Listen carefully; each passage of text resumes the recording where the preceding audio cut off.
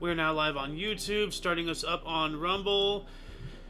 And good morning, hello, and welcome to This Date in History, aka TDH. This show is about what happened to date throughout the annals of recorded history. Join us as we delve into yesteryear, not only for important and interesting happenings, but to possibly even answer questions you don't know you have. The sources of this, well, actually, I am Xander. King's Refuge. And you viewer are you. I was almost going off of memory from the old script. And today is Freya's Day, aka Friday, August 23rd, 2024. So, good Sir King, would you care to start us off? I know I'm a little behind here. I had to get coffee and all that. Give me a second here. No worries. I will start us off here then. The year 79, Mount Vesuvius began stirring. On the feast day of Vulcan, the Roman god of fire, this went on to destroy Pompeii, and this is the approximate date. So, wow, what a very ominous, coincidence. Like, on the feast day of Vulcan, the Roman god of fire, the volcano starts stirring. Like, that just, man, like, that's a forewarning if there ever was one, like theologic or not. Moving on up to 406, we have the battle at Florence. Stilicho's Roman army defeated Radagasius's barbarians. Oh, all right. I wonder if he was named after Radagast. Actually, no, that's what god is Radagast? Is he? I haven't a clue. Never heard of that one. He's Greek. No, he's not Greek. He's Norse. He's Norse. That's right. Yeah, no, I initially knew about Radagast through Smite, the original one at least, from like years ago and everything. But he became a character in God of War Ragnarok. He gets annoyed at you if you keep hitting the bell or something. It's funny. Anyway, yeah, that's how I know about. Oh, what's that guy? The freeze guy, the giant guy. Tank. Ymir. That's all you know about Ymir. Oh. Ymir. Smite. Oh, okay. Oh, wait, yeah. Ymir was the frost giant, right? Yeah. Did you get the when it was still in beta? Did you get that $30 thing that unlocked the Kako demon skin for him? Nope. Aw, man. Anyway, moving on up, 476, Odoacer was proclaimed king of Italy by his troops, the first barbarian king of Italy. Ah, not to be the last. Benito Mussolini. What do we got here in 1046? I'm so close. Just okay. We have King Henry III gave money to the Utrecht Deventer diocese. Sorry, I don't mean to put you on the spot or anything. I don't know where you're at. So, the Roman Catholic Diocese of Deventer. The Diocese of Deventer is a suppressed former diocese. Diocese? I don't even know how to pronounce that word. Of the Catholic Church in what is now the Netherlands. Well, first off, what is this diocese?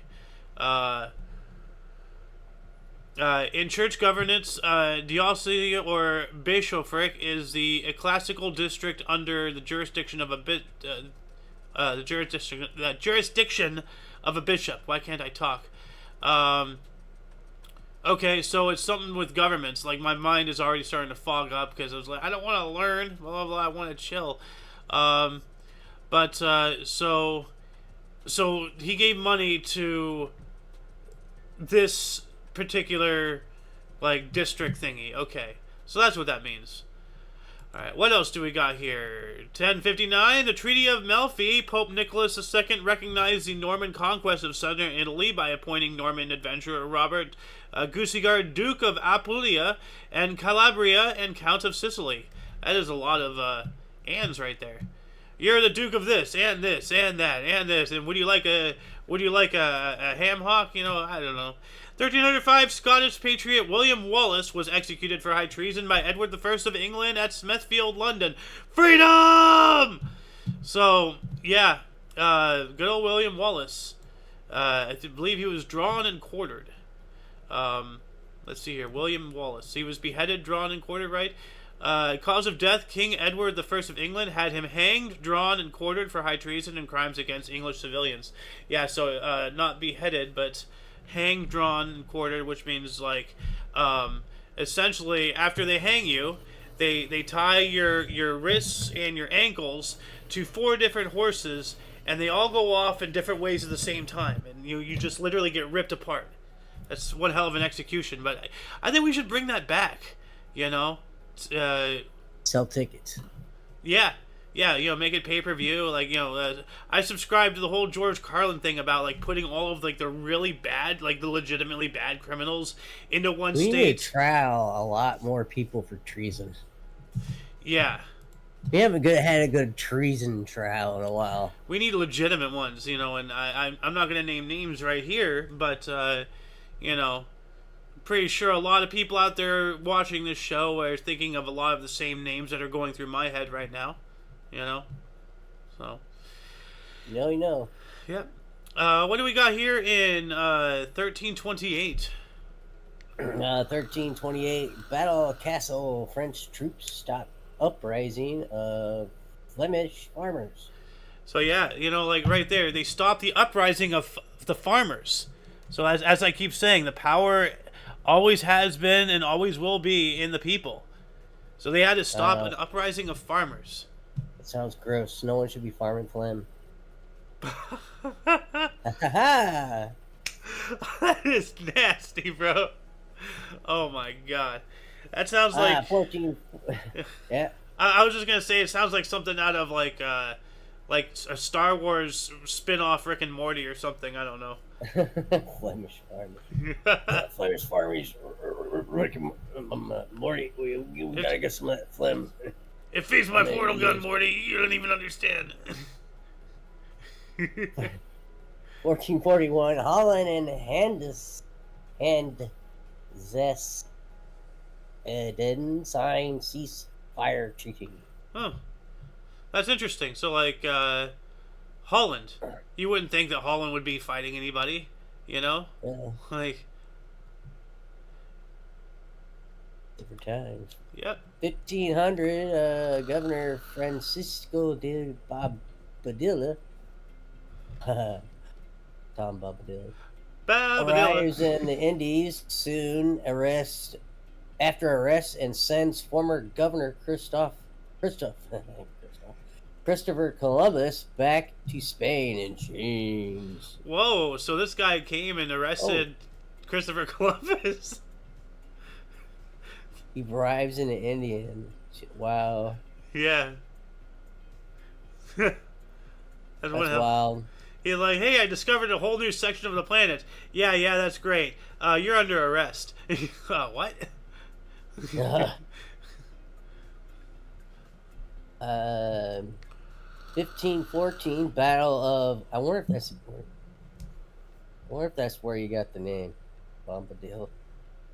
Tom Bombadil? I don't know. Like... It's an obscure fact in history right there. Yeah. 1514, Battle of Chaldiran ended with a decisive victory for the Sultans. Selim the First Ottoman Empire over Shah Ismail the First, Safavids founders of Safavids. Safavid? Your guess is as good as mine. But yeah, like from the sounds of it, it sounds like he founded that city or that people or whatever. He founded something, and then he got it taken from him. Ain't that a kick in the head? Go ahead. 41, French explorer Jacques Cartier lands near Quebec City in his third voyage to Canada, accompanied by 5 ships to 1,500 people to establish a colony. Colony fails after 2 years. Womp womp. They gave it a shot. Yeah. 1542 here we have Rabbi Joseph Caro completed his commentary of Turcode. What is Turcode? Is this one of the many religious doctrines? Arabatirim. often simply called the Tur, is an important halakhic code composed by Yaakov ben Ashir. Okay, the four-part structure of the Tur and its division into chapters or synonyms were adopted by the later code Shulchan Aruch. This was the first book to be printed in Southeast Europe and the Near East. Wow. Huh. So he did a commentary about that book. And this was back in 1340. So this was roughly... Actually, this was like 212 years after this was published. That's pretty interesting. Huh. 1566, Beeldenstorm reached Amsterdam. Okay, I wonder why that's documented, why that matters. Beeldenstorm. Okay, who is this? In Dutch, and Bilderstrom in German, roughly translatable from both languages as attack on the images or statues. Oh, that's kind of relevant. Are terms used for outbreaks of destruction of religious images that occurred in Europe in the 16th century, known in English as the Great Iconoclasm or Iconoclastic Fury, and in French as a Furie Iconoclaste. During these spades of iconoclasm, Catholic art and many forms of church fittings and decorations were destroyed in unofficial or mob actions by Calvinist Protestants, known crowds as the part of the Protestant Reformation. Most of the destruction was of art in churches and public places. Wow.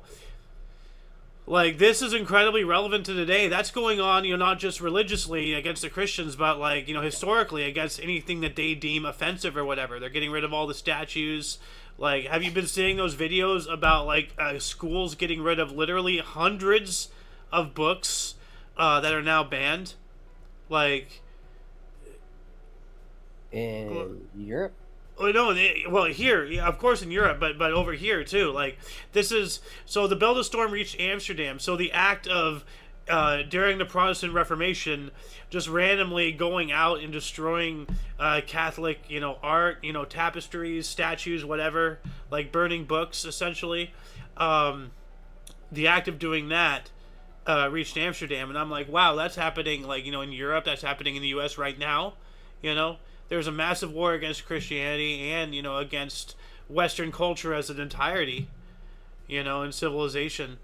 Like, they're knocking down all of our statues and everything, banning things off the internet, banning books out of schools. Like, yeah. Very relevant. And searching other books.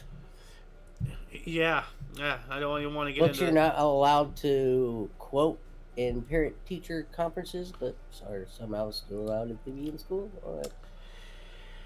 Yeah, that's I don't disagree with you, and I know exactly that path, but I don't. You can't go complain about it, but then you get put on a FBI list. Yeah, I know, right?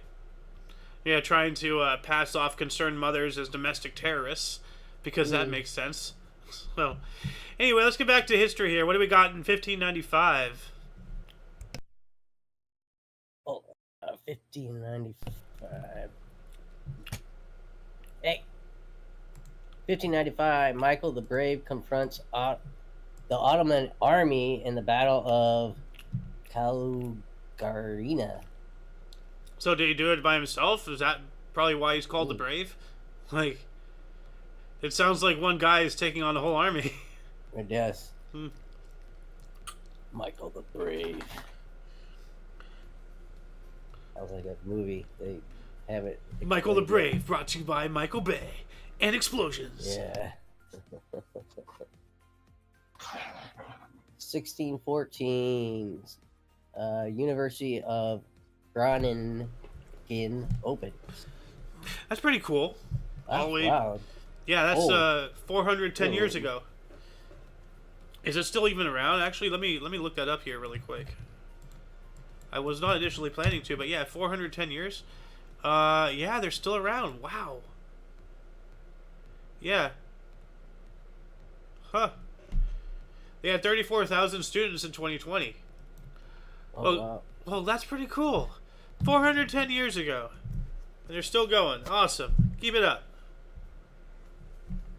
1617, first one-way street opens in London.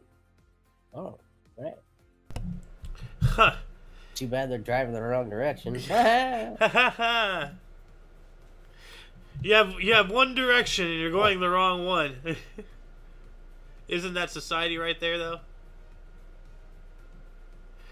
That has to be different. They stupid Americans. We're gonna do it this way. Yeah. Well, they got something going on with those roundabouts though. Although, you bring it over here and people they don't know how to Oh operate yeah, them. no, Like, not at all. anyway, 1711, a British fleet under Admiral Hovenden Walker lost 950 men when 8 ships floundered on rocks at Isle aux Oufs on their way to attack Quebec. Well, pretty sure most of them had a stroke trying to pronounce that correctly. That's probably why they floundered. But, I just... See, like... Now, it obviously happens. I just can't understand how, when a ship runs aground, how people can suddenly die. You're just running aground. You're not falling from the sky or anything. Like, unless you're, like, stumbling from the rigging or, like, some beam breaks and you fly directly at it chest first or some crazy, Final Destination type shenanigans. But, like, how does 950 men when 8 ships flounder on rocks? Like, Yeah. they're on rocks. Are they sinking? Like, how do you lose 950 men like that? Am I stupid? Like, am I not understanding something, or does that just seem ridiculous? Flounder. Maybe I don't know. Maybe it was jagged and all 8 ships were busted up. Maybe some kind of freak accident. I don't know, but yeah, like obviously it's possible because like it happened. a 9-car pileup or something. I don't know. Yeah, With ships. I don't know. I gotta see a simulation to make me understand. Like maybe I just because I'm more of a visual learner. I don't know. Anyway, what else do we got here? 1784, Eastern Tennessee settlers declared their area an independent state and name it Franklin. A year later, the Continental Congress says, hell no. But yeah, no, the people in that area they still like believe themselves to be a state. Like they obviously don't have recognition and stuff, but they handle themselves as their own state. Like they have their own unofficial constitution, their unofficial legislator, like Congress, all whatever a state government has, they have their own little thing in their own little pocket, and they're not the only ones in the U.S. at least. I'm pretty sure there's things like this all over the world, but like there's I forgot what they're called, but up in the Pacific Northwest, that whole area, like they're named after like that, like some kind of mountain range or something. I keep wanting to say the Appalachians, but that's Appalachia, not. man. Is that where Appalachia is, or the Pacific Northwest? Up that way, I think so. Where is the Appalachians? Okay, well that's giving me school districts. Okay, that's weird. Anyway, what else do we have here? 1789. French Revolution, the National Assembly proclaims freedom of religious opinions. Ooh, I'm all for that. That's a good one. Yeah. Oh, and look at this. The French, they're revolting again 4 years later. Another French Revolution, the National Convention adopts the levy in masse, conscripting all able-bodied men between 18 and 25 for military service during the French Revolutionary Wars. Ah. So we all know what en masse means, en masse, like just take everything. So like levy en masse, if I'm translating it correctly, it means just like levy, just like everybody between 18 and 25. If you can fire a weapon and run, then guess what? You're a soldier now. One more 1700. 1799, Napoleon leaves Egypt, France, en route to seize power. Ooh. And yeah, like the entirety of Europe. I just saw a meme earlier today, Like there's been this meme going on with like it's just a map of Europe, and it's like if you had the power to choose which one country in Europe would you get rid of, and everybody's shitting on France. Everybody's like, oh, as a Belgian, I have to say France. As a German, I have to say France. As an Italian, I have to say France. It's like, wow, you all are just still salty about Napoleon, aren't you? You know, he kicked their asses so hard, like they're feeling it hundreds of years later still. Pathetic. Anyway, getting on up into the 1800s, 1838, Mount Holyoke Female Seminary, South Hadley, Massachusetts, first graduating class. That's pretty cool. What's a seminary? Like, Mount Holyoke Female Seminary. 1839, British captured Hong Kong from China. Ugh. We all know how that plays out. 1850. I'm sorry, what? You're trying to make ship noises? No, I'm blowing on my coffee. It's hot as hell. Oh, I thought you were trying to do thing. Let's see if I can do it with my juice. Yeah, I overheated it. Oh. Damn microwave. 1850, we have the first U.S. National Women's Rights Convention convened in Worcester, Massachusetts. All right. I'm all for that. 1869, the first carload of rail freight boots and shoes arrived in San Francisco from Boston after a 16-day trip. Hey, look at that. Those boots were made for walking, but they took the train instead. Speaking of San Francisco, what else do we got here? San Francisco. 1872, first Japanese commercial ship visits San Francisco carrying tea. Tea? Imagine that. They dare drink leaf juice? We all know that bean juice is superior. Yes. 1873, Albert Bridge crossing the River Thames in London opens. I want to see what that looks like. I'll go to StreamYard. Thames in London. Let's see here. Okay, so that's a cool looking bridge. Not bad. I like how they have the suspension cords lit up. They don't really have that often, as far as I'm aware. So, yeah, I'd like to visit that bridge. It looks pretty cool. Uno mas. Oh, wow. You look like you're about to get attacked. Demand my hand. No. What were we at? 1711? We are at 1883.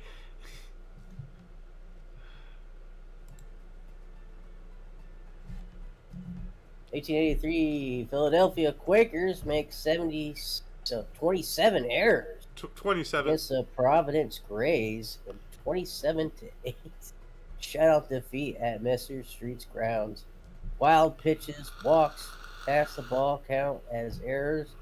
MLB prior to 1888. Oh wow. Wow, 27 errors like that. Whoops. Whoops. Watching a bunch of amateurs play. 1889, we have the first ship-to-shore wireless message. Sherman is sighted, received in the U.S. from lightship number 70 to a coastal receiving station at Cliff House in San Francisco. Man, what is it, San Francisco Day or something? Like, that's like the third article we've had today about San Fran. 1896, first cry of the Philippine Revolution was made in Pugadlawan, Quezon City, in the province of Manila. Another revolution. 1900, the National Negro Business League organized in Boston. All right. 1903, Sixth Zionist Congress, Theodore Herzl declared Jewish state. That sounds a little alarming there. Zionists declaring any state, really. Like, Zionists are very terrifying. If anybody out there, if you don't know what a Zionist is, look it up. It is a sect of Judaism that is incredibly not good and really alarming. You know why? You know, with today's like all the wars going on about like culture this, culture that, like you can't do this, you can't say that, all that crap. Yet some areas are just allowed, to be openly, hateful and discriminatory, but for whatever reason. Anyway, 1904, the automobile tire chain was patented. Ooh. So, now we can drive rear wheel drive or something, right? I don't know. What do we got in 1906? Cuba's first president, Holmes Estrada Palma, asked for U.S. intervention. Huh. I'm That's not Intervention this. for what?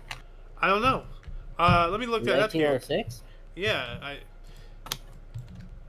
it wasn't during the Spanish-American War. Provisional Government of Cuba. Oh.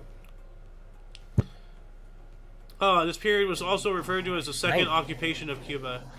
Well, it was some political something, and they were asking U.S.'s help for something. Like, maybe, like, military assistance to ensure their government stayed, but we didn't care. I'm not sure. They should have said they had oil. So.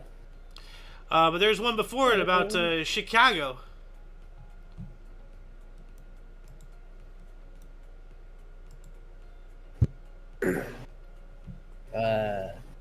I see Pittsburgh. No, scroll up. 1906. Chicago White Sox win 19 straight, beating Washington Senators 4-1 at American League Park. Nice. 19 straight. That's impressive. And if you want, you can have the Pirates as well.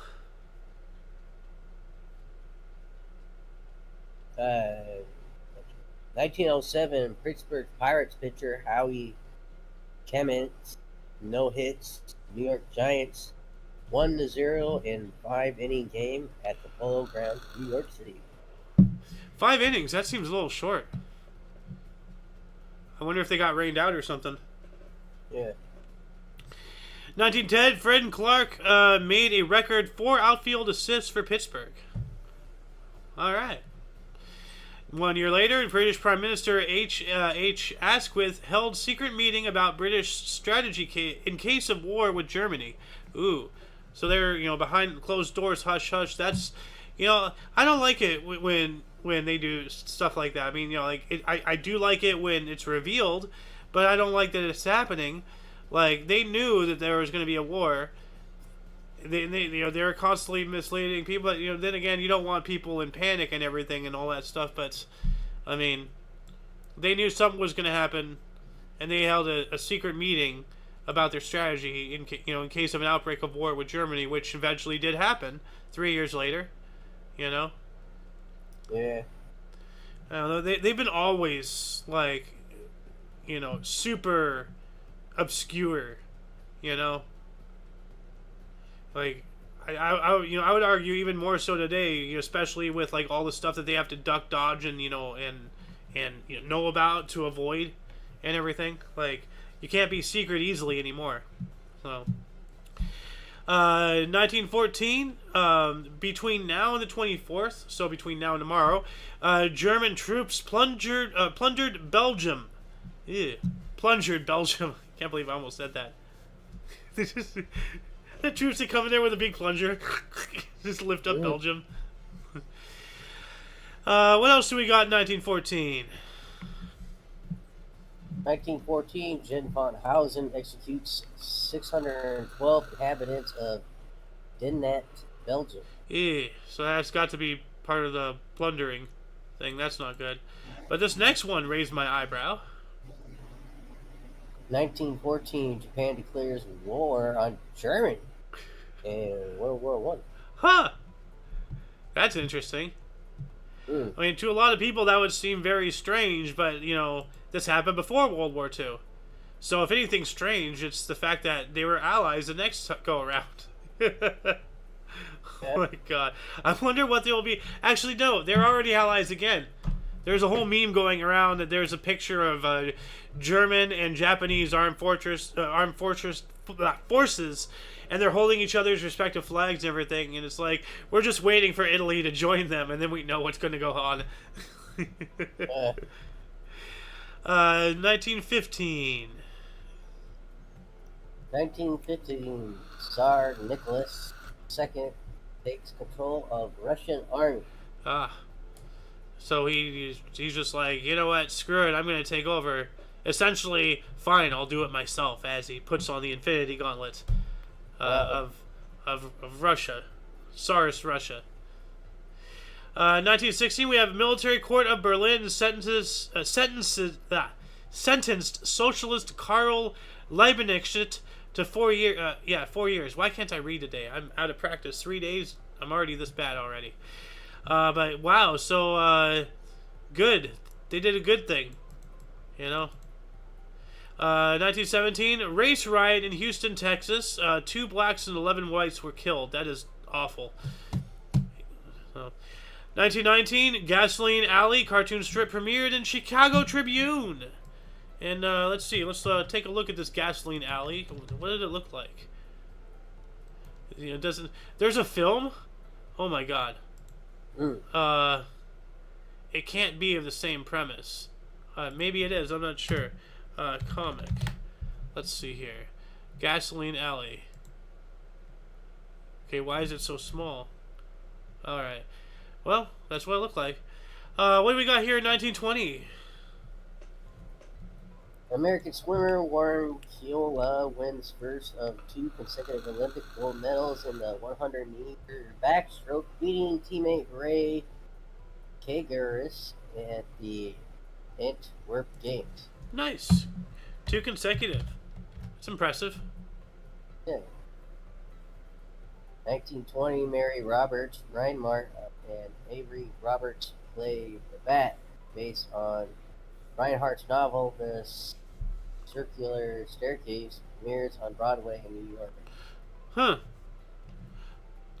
All right. That sounds interesting. I wonder if they can, you know, they still have the script and all that stuff, if they can revitalize that. It's been 100 years. They should bring back some of the old stuff. Oh, this next one was really interesting. 1921, Austria and the U.S. formally end war. The U.S. does the same with Germany on the 25th, Hungary on the 20th.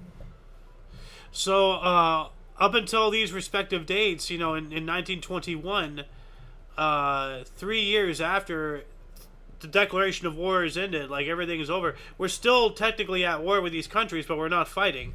And then this is when we declare it officially over. Politics are weird, huh? You know? Yeah. 1923, Captain Lowell Smith and Lieutenant John P. Richter performed the first mid-air refueling on de Havilland DH-4B, setting an endurance flight record of 37 hours. Woo! So I wonder if there's a, if I can find a picture of this. Yeah, so that's where this picture comes from. This looks familiar, right? You've seen this. So this took place on this date in 1938. 1938, right? No, 1923. Wow, that's... I just read it. Why am I already, like, well over a decade ahead of myself in my head? That is wild, though. Like, biplanes refueling each other. That, like... That's not something you see every day. Here's another picture. Yeah.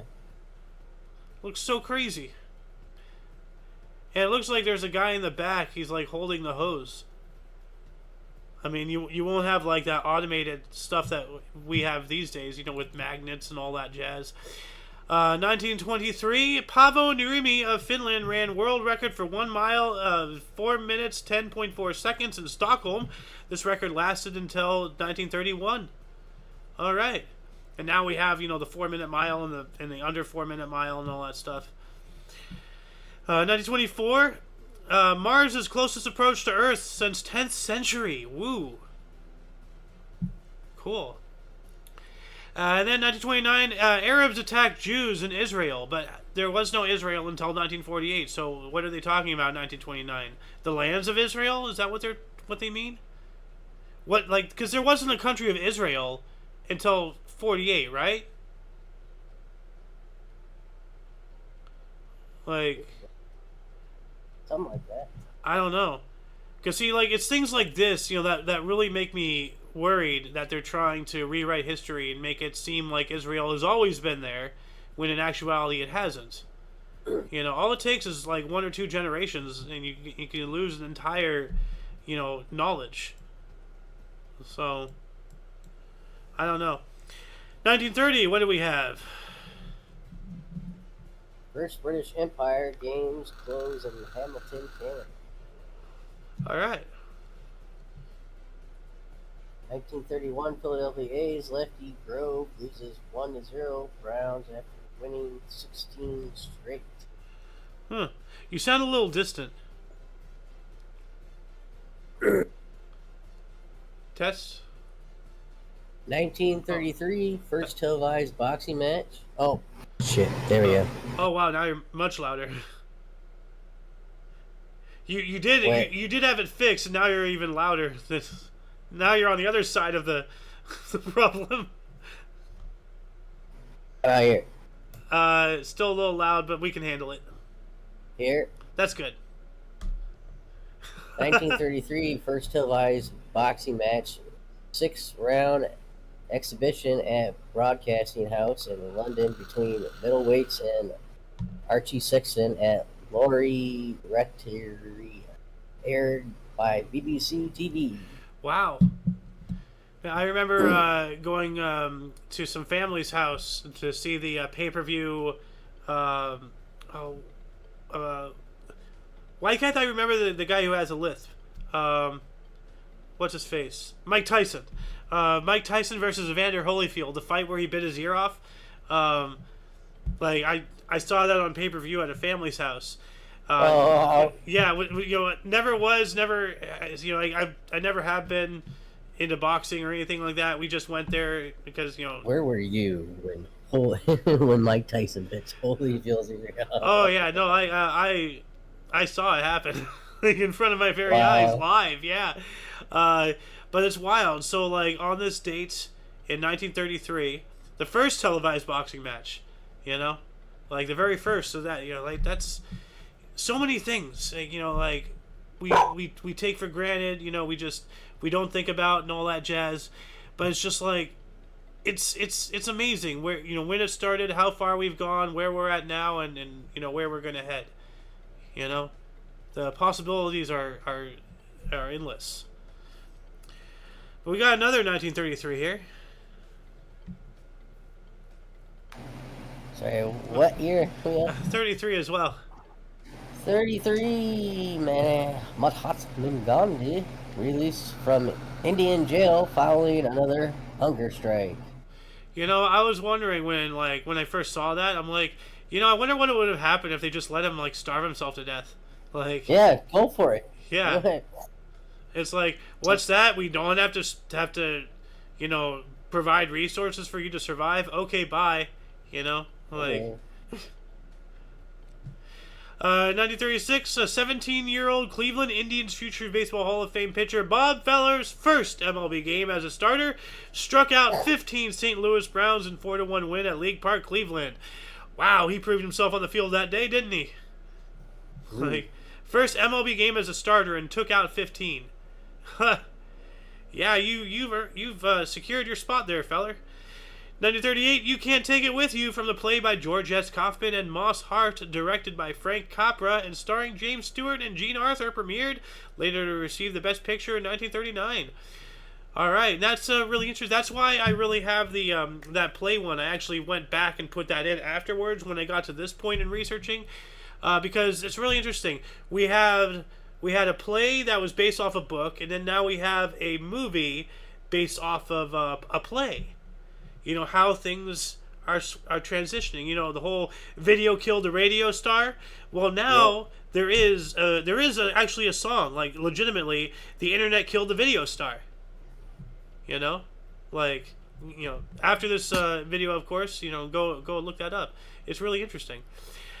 1939, Nazi Germany and the Soviet Union agreed to the Molotov-Ribbentrop Non-Aggression Pact and secretly divided Poland between themselves, setting the stage for World War II. So yeah, that's what I was talking about. Everybody knows about Germany's invasion of Poland, but they don't talk about, Russia, who had an equal hand. That's a little strange. You know how history favors the Soviets over the fascists. Like, they're both awful in their own ways. Like, many equal. Like, what does your dog think? He's a woodpecker or something?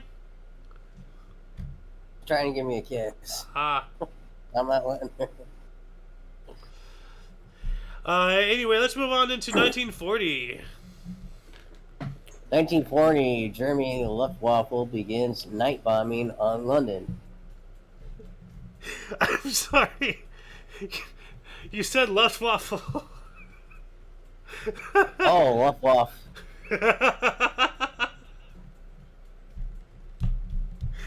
I don't know why that hit me so hard. Like the Germany Luftwaffe. No, but yeah, remember. Wait, were you around this past talk show when we played that whole radar thing? Like at the beginning? I don't believe so. All right. Well, let's see if I can find it here really quick. Actually, I'll just add it into the underbar as well. Hold on. I'll just search up my it's about carrots and all that stuff. It's really interesting. Carrots. Here it is. All right, so this is really interesting. Let me play this here for both of us. This was given to me by Peets. Remember Peets? Jacob Peets? So. Today we're talking about death rays, carrots, and how Great Britain's kind of sort of responsible for the creation of Bugs Bunny. Okay, look, if you don't know, pretty much every country involved in World War II is committed to spending a lot of time, money, and effort to coming up with new and creative ways to unalive one another. And early on, Team Bad Guy would invest a lot of time and effort to coming up with a death ray, because that's not the most cliche bad guy thing to do ever. You know what, actually, I take that back. That's probably where the cliche comes from. Anyways, Great Britain, aka the USB, would find out about this pretty early on and proceed to do what the USB does best. They stole it.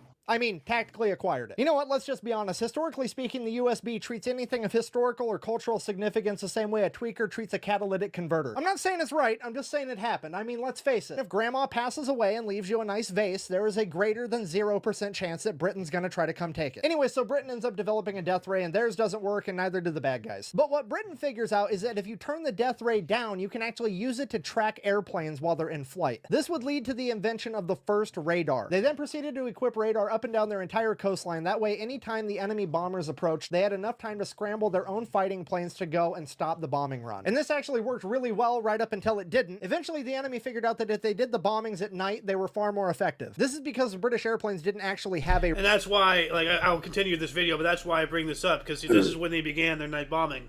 So, like, and because of this. So we're literally, like, this section is a piece of history. We're seeing it. I find this awesome. So radar inside of them, so once they were in the air, they were unable to locate the bombers at night. Because of the success of these bombing raids, two things happened. One, London imposed a blackout, meaning at night, no one was supposed to have lights on to make it harder for the bombers to actually see where the city was. And two, they would develop the AI radar, which stands for aerial interception. And this would be the first radar that was actually inside of a fighter plane. Once the Royal Air Force pilots had onboard radar, they began fucking up the enemy bombing runs so bad that people began asking questions. I mean, for example, they had guys like John Cat Eyes Cunningham, who was a fighter ace credited with downing 20 enemy bombers, 19 of which were at night. Do you understand how insane that is? You only have to down 5 enemy aircrafts to become an ace. This guy did more than 3 times that, and it was in the fucking dark. And when people start asking questions about how that was humanly possible, you want to know what the official British government answer was? He eats a lot of carrots so he can see good at night. Could you imagine getting your entire Air Force's ass beat by like one dude, and the official response is he ate his fruits and vegetables? Like, the British Army's got the Lee Enfield rifle, but the Royal Air Force has the literally in carrot. And the craziest part about this whole thing is everyone actually believed it. You see, World War II, everybody was short on a lot of different resources. Britain in particular was short on food. But one thing they had an abundance of was carrots. So they started telling everybody that their war heroes were eating a bunch of carrots and it helped them see better at night, which coincidentally was really beneficial because London and other cities along the coast were having blackouts every night, so they couldn't see at night. Realizing how incredibly convenient this lie was, Britain launched an enormous propaganda campaign. They began making up all kinds of crazy carrot recipes and putting them in the newspapers. They even began making cartoons trying to inspire children to eat more carrots. A bandwagon that even America hopped on, creating maybe the most iconic cartoon character of all time, Bugs Bunny. Yeah, you remember being at the grocery store trying to convince your mom to buy those big carrots so you could go, what's up, Doc? Just like Bugs Bunny on TV? Congratulations, that's probably the first time you fell for propaganda and it won't be the last. Buh! I didn't fall for propaganda because carrots actually are good for your eyes. Buh! Yes, carrots have vitamin A and beta carotene in it, which are good to maintain your current eye health.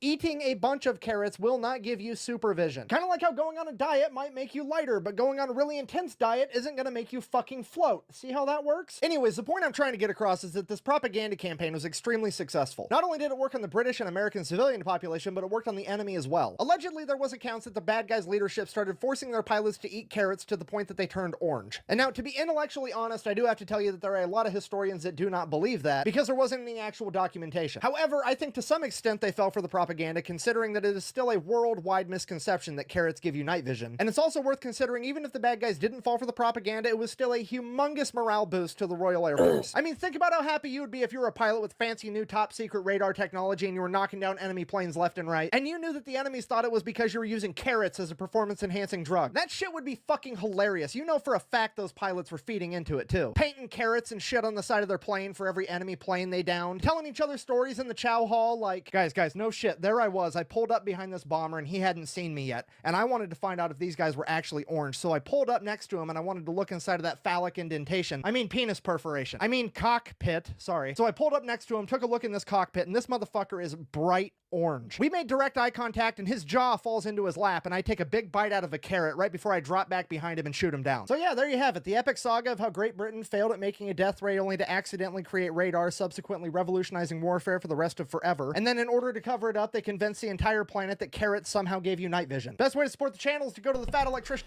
So yeah, like, this one section right here, you know, that's why they started doing night bombings, because of the radar.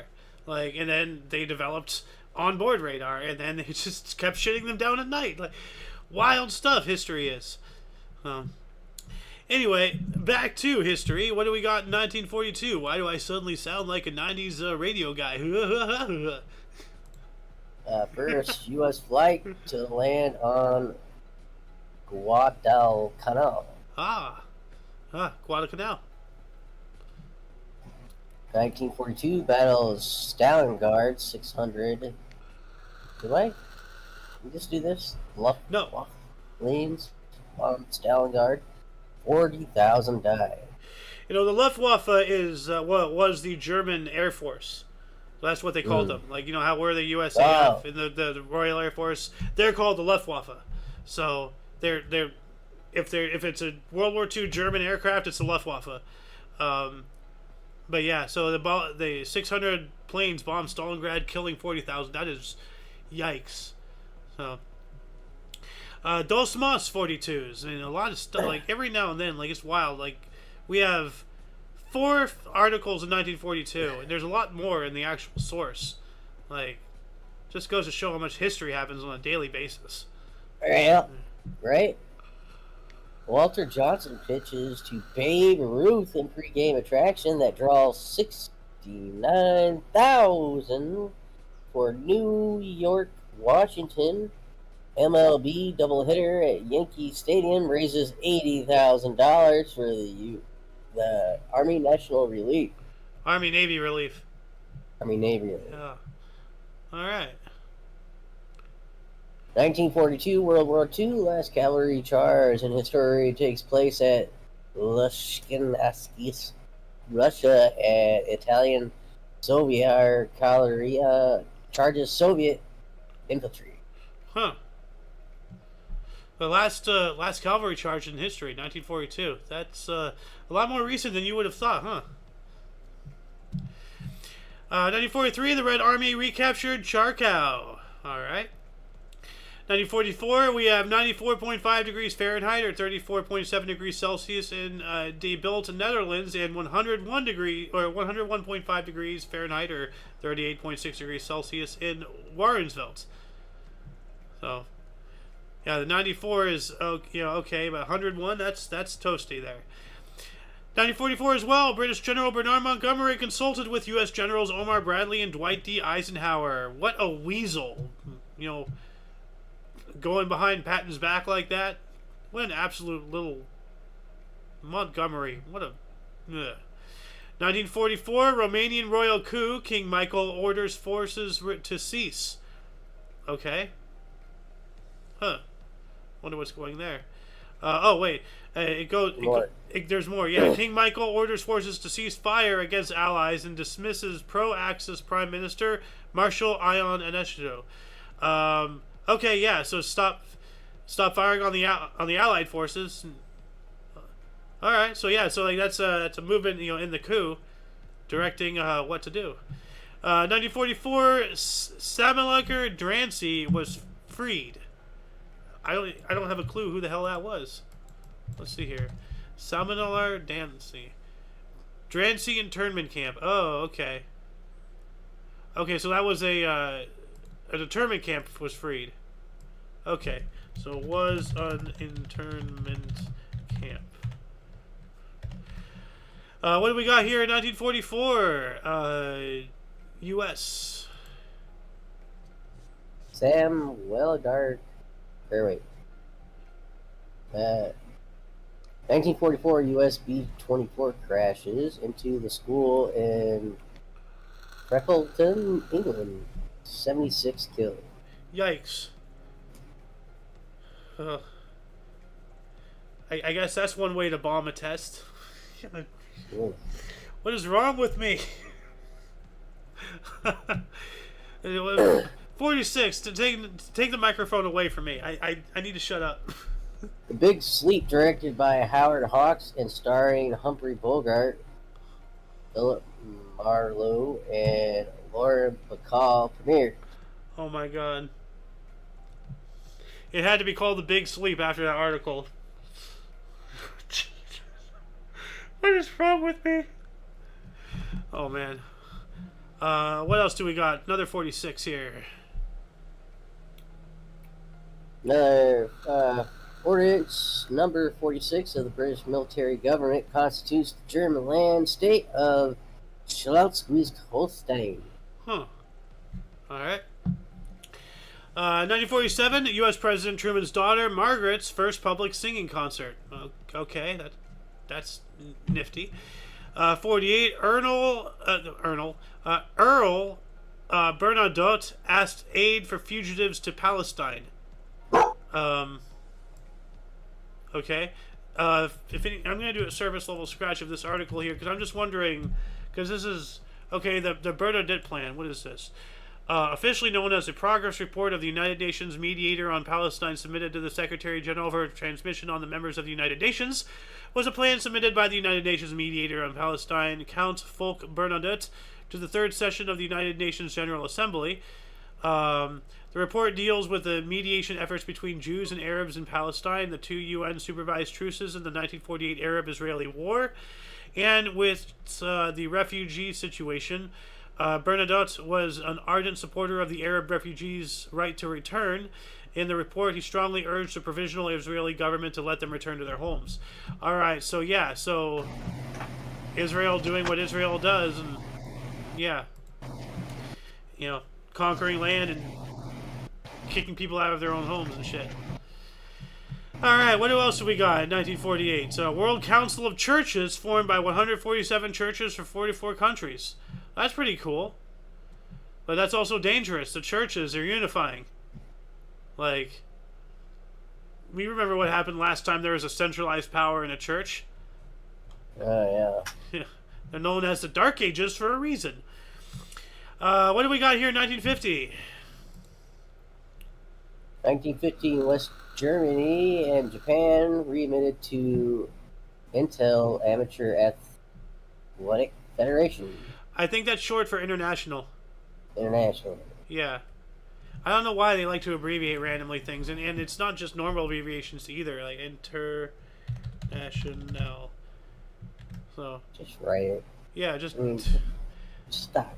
I mean, you have like there's some articles here that are paragraphs, and some articles that are like partial sentences, and it's just like just type out the full word, guys. I swear. I swear. No. Red dog, get alone. You got 352s. 352. 1952. Arab League security pact goes into effect. All right. Giants Bob Elliott is ejected for arguing a strike. Bobby Hoffman completes his bat. He strikes out and also ejected for arguing. Huh. Oh. Huh. Huh. He struck out so hard he's out of the game.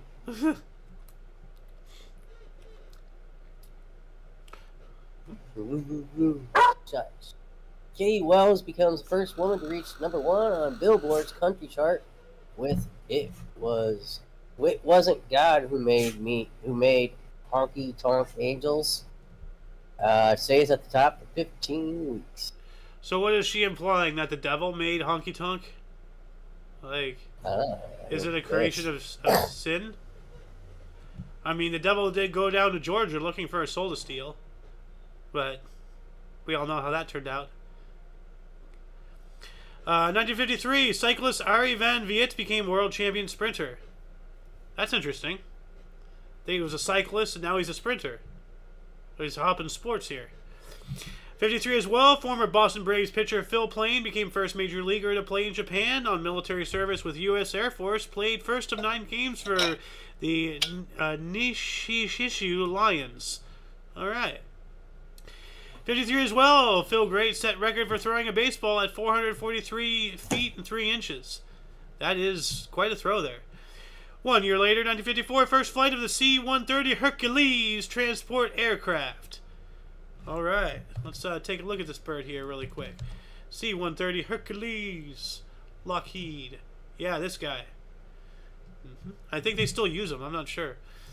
1954, President Getúlio Vargas of Brazil resigned temporarily. And that's an eyebrow raiser. Resigned temporarily. How do you resign temporarily? You can't come back after you quit. You know, that's not how it works. Oh. But he was the president and dictator of Brazil, so I think the temporarily implies that he came back, you know, without people intending him to do so. 1958, musical Mary Ashton completed playing piano at the Plaza Central Cinema in England, a female record of 133 hours. That's better than anything I can do, I tell you that. Can you play the piano for 133 hours? I can't play for 5 seconds. Unless you want to hear chopsticks on repeat 30 hours. 1958, People's Republic of China resumed bombardment of the Quemoy and Machu Islands in the second Taiwan Strait crisis. Just leave the Taiwanese alone. You know, you chase them out of their home country, and now you just want blood. So, you know, why can't people just see the obvious? They don't want to reunify with Taiwan. They just want to murder. Like, bloodthirsty, evil. What do we got here in 1960? World's largest frog, 3.3 kilograms, caught Equatorial Guinea? Yes. How big is that frog? Let's see this. I'm seeing if they... Oh. Wow. That is enormous. Look at the size of that thing. Like, granted, that's a kid holding it, but this frog guy... legs. Man, help. Man. That looks like an adult. Like... But, I mean, look at that. Nuts. Dang. It's got legs thicker than me, dude. Crazy. Right? It wouldn't take many of those to fill you up. normally you gotta eat like 23 of them damn things. Yeah. To get full. Yeah. 61. East Germany imposed new curbs on travel between West and East Berlin. The beginning of the wall. Here we go. Oh, you got another 61. U.S. lunar probe Ranger 1 reaches 190 kilometers from Earth, falls back. So it wasn't a successful launch, and it was 61. It's wild to think that in the span of 8 to 9 years, we went from having trouble getting off the launch pad to landing on the moon. I've been on the moon. Yeah. 1962, the first Europe-U.S. live TV program via Telestar. All right. 1963, Ringo admitted he wrote a song, Don't Pass Me By. Okay. 66, Lunar Orbiter 1 takes the first photograph of Earth from the moon. Ooh, so look at that, in 5 years, we finally did make it to the moon. Which is not too outlandish. In 5 years, think about how fast technology is going today. It was going pretty substantial back then, too. 1966 as well, the Beatles' last concert in Queens, New York City at Chase Stadium before a crowd of 45,000 with 11,000 unsold seats. Haha. Yeah. As soon as you start not selling, that's pretty much it. Oh. 1968. Oh. Well, Ringo quits the Beavers. The Beatles over the disagreement. Temporary.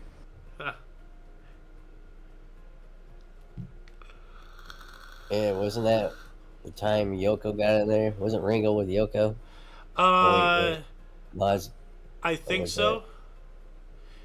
Yeah, and Yoko Ono, I learned something recently about her. She wouldn't give Lennon's son Lennon's diary or something, and then he had to buy it, through an auction. His own dad's diary. What an evil creature Yoko Ono is. Just can't sing worth a lick. Sounds like a dying chihuahua. Probably had John Lennon killed, and then won't even give the father's property back to the son. Oh man, she was a monster. So, but she will be burning in hell eventually, where she belongs, where she came from. So, what else do we got in 1968? 1968, Yankees and Tigers play 3-3 tie in 19 due to 1 a.m. curfew. Oh, wow. Huh. So, we talked about a short game earlier today at 5 innings, and now we have 19. Huh. Yeah. In 1969... France's de Lima wins international trot at Roosevelt Raceway, Czechoslovakia. First American to win cycling race title since 1912. Wow. That's a long time. 1970, Roberto Clemente compiled his record second straight 5-hit game. Ooh. 1972, Chicago White Sox Dick Allen is fourth player into homer into Comiskey Park center field bleachers, previously slugged by only Jimmy Fox, Hank Greenberg, and Alex Johnson. All right. 1973, Intelsat communications satellite was launched. I'm wondering, why is that so important? Was it some revolutionary, something or other? Intelsat.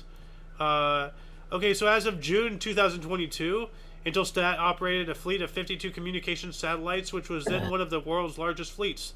Huh. All right.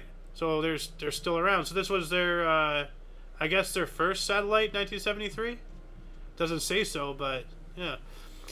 1974, John Lennon reported seeing a UFO in New York City. Huh. I'm pretty sure it was the drugs. As a fellow ufologist, I don't want to disprove anything, but you gotta be skeptical above all else. You can't just go around believing every sighting.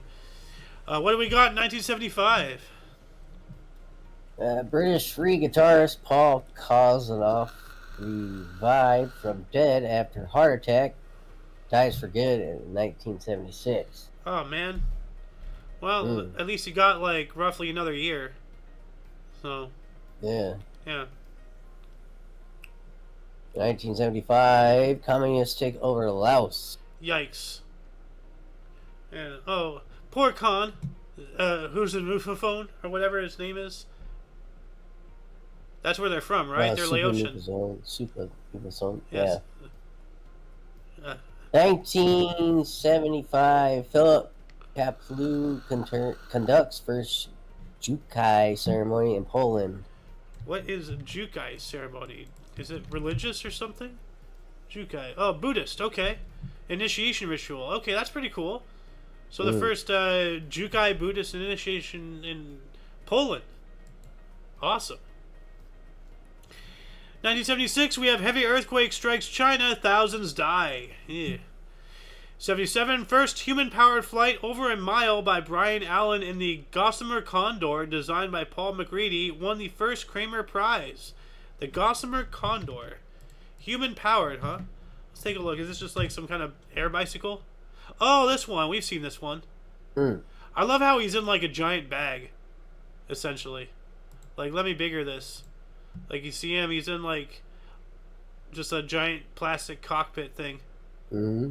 I mean, like, you know, it keeps him insulated a little bit, keeps the wind off, you know, like, maybe it's pressurized, although I don't think he's going up that high. I don't know. Anyway, 1977, Marxist philosopher Rudolf Barrow was in prison in German DR. Another good move from Germany right there. And 1979, the UN's Vienna office opened. All right. So Vienna, Austria, for the United Nations. What do we got in 1980? 1980, Charles O'Finley sells Oakland A's MLB franchise for $12.7 million to Walter Haas Jr., owner and CEO of Levi Strauss. Ooh. So I wonder if he still owns it. Like a gene company, you know, claim to fame or for outfitting, you know, prospectors and whatnot, now owns a baseball, you know, team. Pretty interesting. Oh, speaking of baseball, what do we got in 1982? A Seattle Mariner pitcher Gaylord Perry ejected for throwing a spitter. There's so many jokes that you can go with there. A guy named Gaylord was ejected for throwing a spitter. 85, shut me up. Paul Hornung awarded $1,160,000 by Louisville court against NCAA, who barred him as a college football analysis for betting on games. Huh. Well, if you're an analyst, you know, and you're betting on games and, you know probabilities and everything, that gives you an unfair advantage. That's kind of like counting cards, in a way. Yeah. We have two 87s for you if you wish. 15-year-old boy hijacks KLM B737, demands $1 billion. What the fuck? Oh, well, first off... Where? Where? They're leaving out so much. Oh my this. god, it's an airliner. I thought it was some kind of... Yeah. Okay, so let me look up the full article here. How is he... How? I don't know. A 15-year-old knew how to fly a plane and land it? I mean, and this is 1987. It's not like he had some Microsoft Flight Simulator or something on his home computer. Exactly. Like, authorities held a 15-year-old runaway boy in isolation Thursday for questioning about how and why he struck like a bolt from the blue and hijacked a KLM jetliner carrying 97 passengers and crew. Jesus. The boy, Wow. a gangly 6-footer, ran away from home on December 16th using his savings to fly to Amsterdam, the Dutch city of his birth, where he and his family lived until 3 years ago, relatives said. So he ran away from home, and then he hijacked an aircraft, it sounds like. The boy threatened to blow up the plane if authorities did not meet his demands. First for $1 million and later for $4 million. A flight to New York and a reservation in a luxury hotel. Police said, "Well, if you're gonna stay in a hotel, you're gonna get caught, you retard." Like, wow, that's wild. That's fucking wild, man. I mean, wow. What else do we got here in 1987? That is crazy. But it didn't say billion. Like, this one says billion. At first it said million and then 4 million. $1 billion. And that's the problem. He kept demanding more. Like, anyway, what else do we got? 1987, violent rainfall and floods in Bangladesh, killing hundreds of people. 1988, Mike Tyson and Mitch Green brawl at 4 a.m. in Harlem, New York City. A 4 a.m. fight. You'd think they'd be tired. Like, right. 1989, LA Dodgers defeated Montreal Expos 1-0 in 22 innings. Rick Dempsey, HR. Home run? Is that what that is? Oh, I guess Rick Dempsey got the only home run, the 1-0.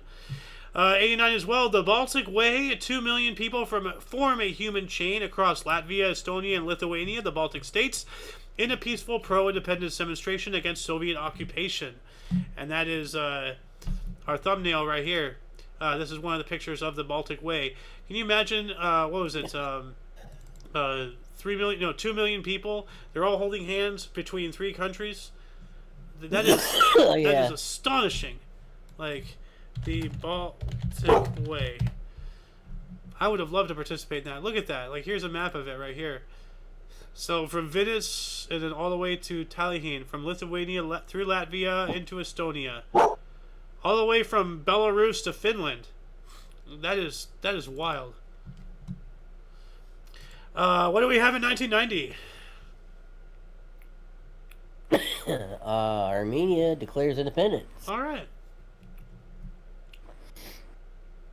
Also, 1990, East and West Germany announced that they would unite on October 3rd. Awesome. Man, it's wild to think that we were alive during the Soviet Union. You know? Hey, wait a minute. Hold on a second. You have a torch right next to you. Where's mine? What? Where'd it go? Here it is. Hold up your torch. It's the same exact one.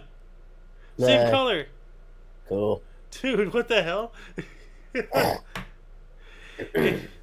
Anyway, what else do we got here in 1990? The U.S. begins call up for 46,000 reservists to the Persian Gulf. Yep. Calling in the Army Reserves. Gonna Operation Desert Shield and then Storm. 1992, Dennis Eckersley, who previously set record for most consecutive saves at 40, became the first pitcher to record 40 saves in 4 different seasons. Wow. So he has a record, and he has records within the records. That is incredible. 1992 as well, Wilhelm Verwoerd, grandson of former South African Prime Minister Hendrik Verwoerd, main architect of apartheid, joins the African National Congress. Wow. That is awesome. So the grandson of one of the, you know, like, well, it says here main architect of apartheid, and we all know about apartheid and everything. His grandson is on the exact opposite team. That is awesome. 93, Fred McGriff and David Justice are 6 to hit back-to-back home runs twice in the same game. Woo! That's pretty cool. You know, it's wild. Like, things like that make me wonder, you know, if it was staged. You know, yeah. Like, cause like, you know, it's wild that things like that happen, but you know they don't happen often, but they happen to a point where it's just like, okay, this is getting a little too much. So, because there's a lot of records, like, you know, we just the past couple months alone, you know, King, like, you know, we've had a lot of articles, you know, in that general sense, if I'm making any sense. Yeah. But what do we got here in 95? 1995, Indians Jose Mesa sets record with his 38th consecutive save.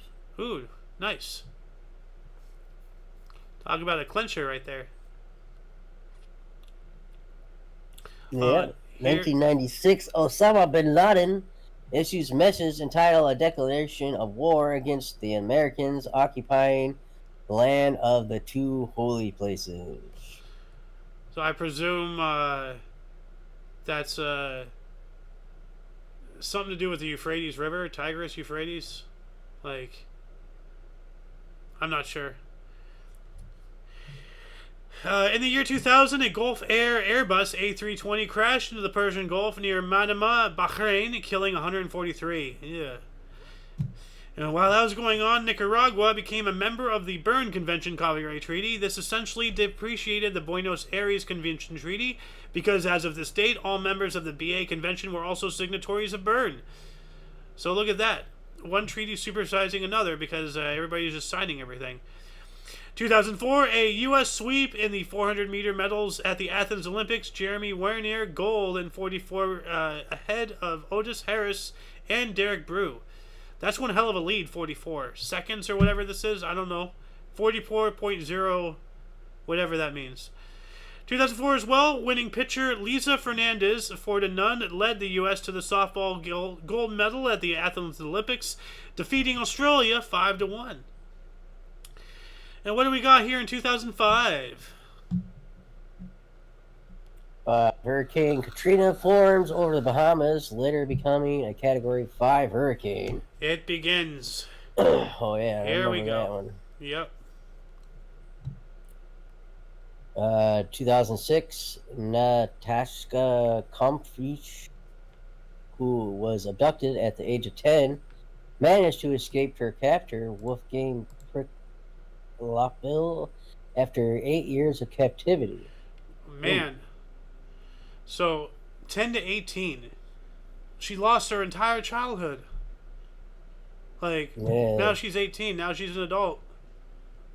That sucks. Like, man.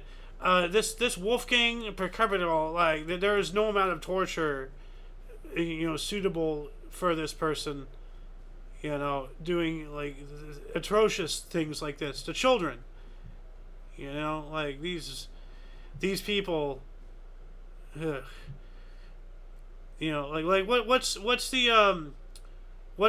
the amendment that gets rid of cruel and unusual punishment? That should be ignored for people like this. Like, absolutely beyond satanic. Like, what else do we have here?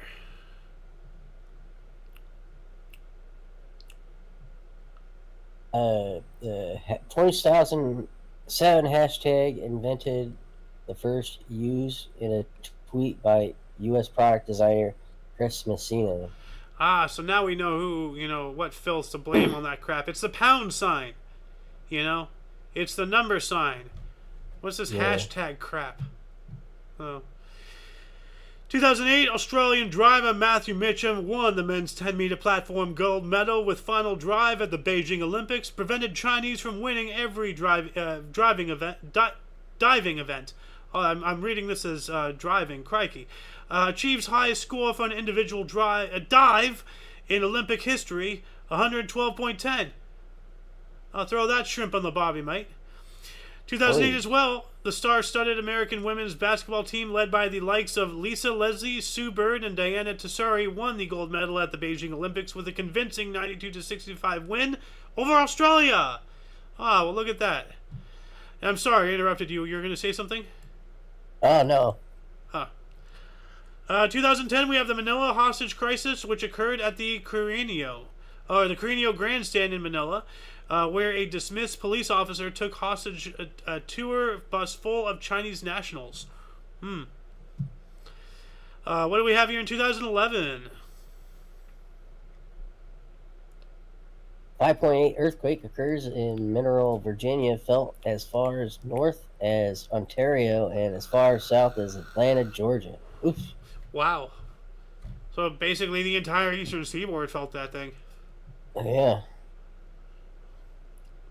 2011, Libyan leader Mohammed Gaddafi, Gaddafi is overthrown after the National Transitional Council forces take control of Bab al-Azia compound during the 2011 Libyan civil war. I wonder if that's when he got Gaddafi. God. You know what I'm talking about, right? Yeah, Yeah. yeah. You know, for those who know, they know. For those who don't, you know, Ooh. it probably wouldn't be the worst thing said or done on this show, but I don't want to give information. So, Yeah. well, they essentially took a knife and they put it where the sun don't shine, in him. So, yeah. 2012. 4 people are killed and 28 injured in hot air ballooning incident in Slovenia. That's scary. That is, like, yeah. I'm not sure if I'll ever ride an airplane, you know, after what's going on with Boeing and all the DEI crap, you know, happening today. Like, things are scary enough. Like, and then now you're in a hot air balloon. Like, that's just, man, you don't even have the option to glide down. You're just a stone. Yikes. 2013, UN inspectors are stopped by Syrian government from investigating a reported site of a chemical massacre. That's suspicious. You know, why won't they let us come in and see? Almost as if they're trying to cover up their guilt. 2014, Alex Puccio placed second in the Boulder World Championship in Munich, Germany. What? Boulder World Championship. Can you come up with any idea what is this? Oh, climbing. Okay, so it's climbing. I thought it was like a strongman competition. They move boulders or whatever. But no, it's climbing. Why not call it the Climbing World Championship? That's dumb. 2015, what do we got here?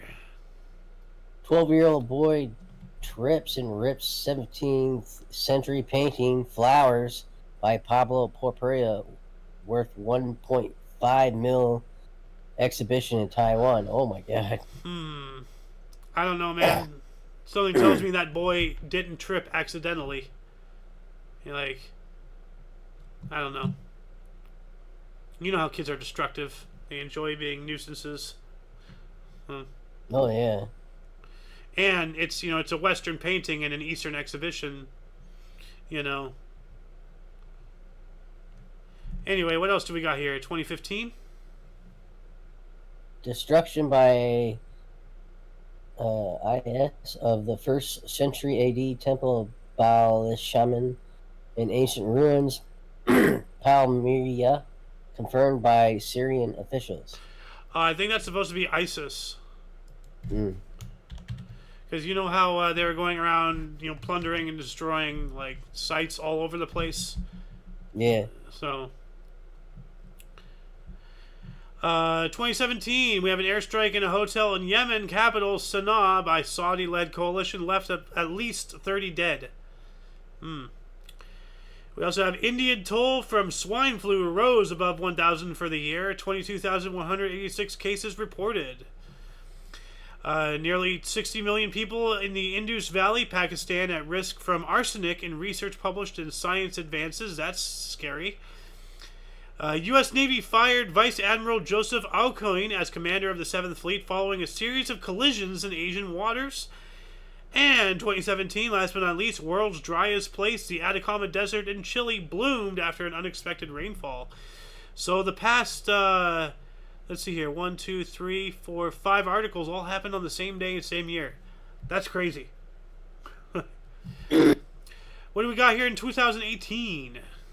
Tenor Placido Domingo sings his 150th opera role as Bitzets the Pearl Fishers at Salzburg Festival, Austria. Nice. 150th opera. That's a lot. Yeah. 2019, Russia launched its first floating nuclear power station, the Akademik Lomosov, from Port Murmasks. That's scary. A floating nuclear. Why? Like, Yeah. just because you can? Like, why? I mean, I guess it has like immediate access to water, but it also has immediate access to polluting said water. Um, and obviously it has to be like harbored constantly. So it's floating, yes, but it's non-movable. So what's the point? This is weird. It looks cool. It looks like they literally just retrofitted a ship or something. Are you seeing what I'm seeing? Yeah. Yeah. Look at that. That's so weird. Hmm. Huh. Anyway. What else do we got here? Oh, here we go.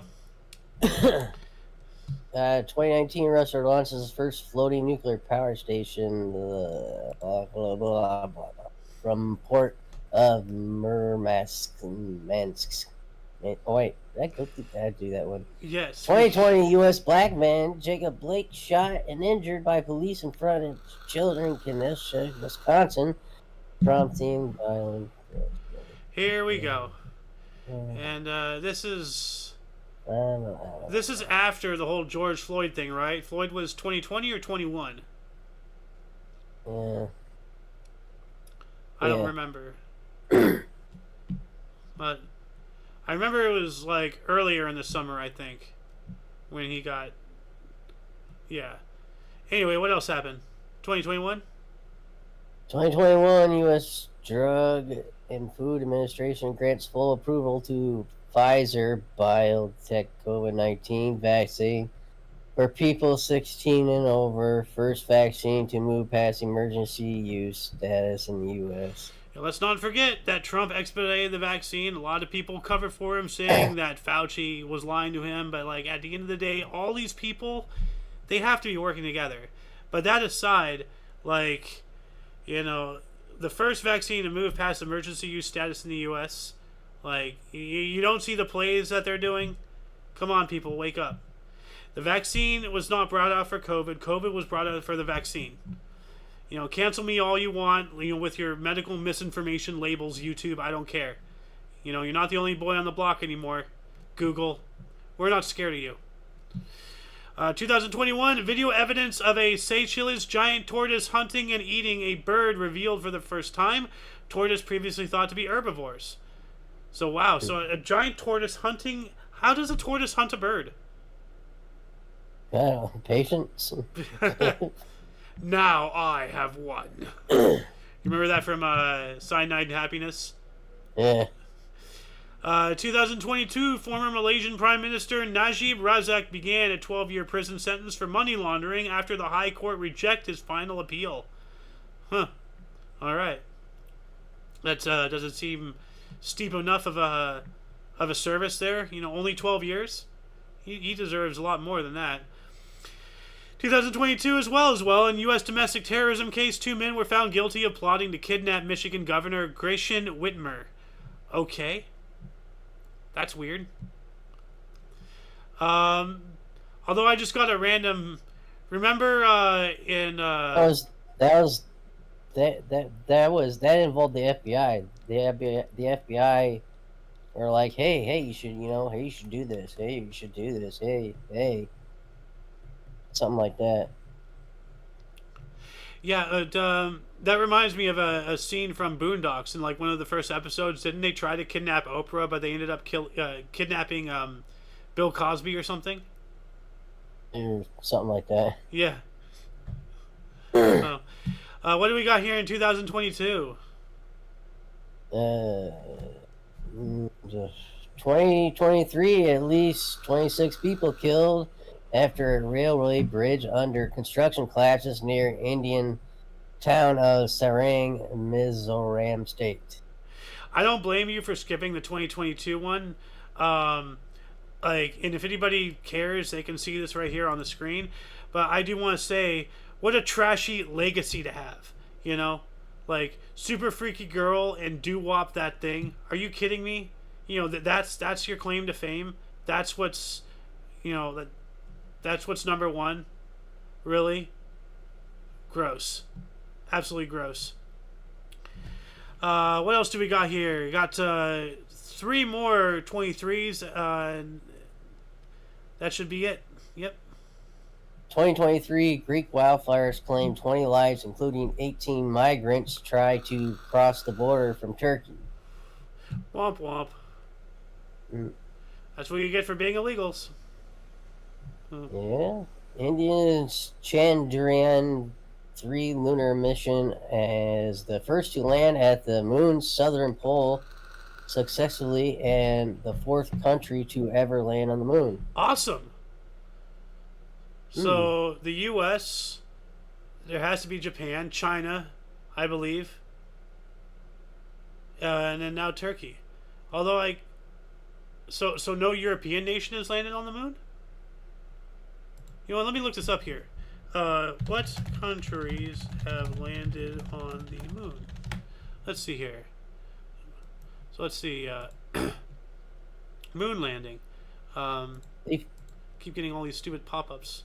So we have Russia, U.S., China, India, and Japan.